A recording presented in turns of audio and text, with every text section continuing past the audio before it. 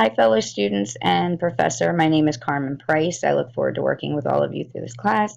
Um, I kind of have two reasons that I wanted to take this course. One is to gain a better understanding of human sexuality and of all the aspects it involves to help clients, because I think some of the issues that they come in with touches on those things, such as like trust issues, intimacy, or relationship issues, things like that.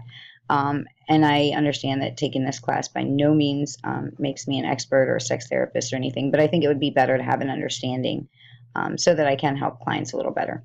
And two, because I would like a little more information just for my own personal knowledge of how maybe these issues are affecting me or how I interact with others.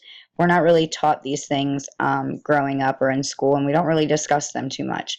So I really look forward to learning more about myself as well. And one of the things I really look forward to learning about is intimacy. As I mentioned before, I think trust, vulnerability, all those things, um, and how you handle them really impact how you relate to others and your ability to interact with others. So I really look forward to learning a lot about that. And one thing it would take for me to feel safe in this course would just be mutual respect between, classmates and when we engage with each other. I really look forward to taking this class, and I can't wait to learn a lot. All right, have a great day.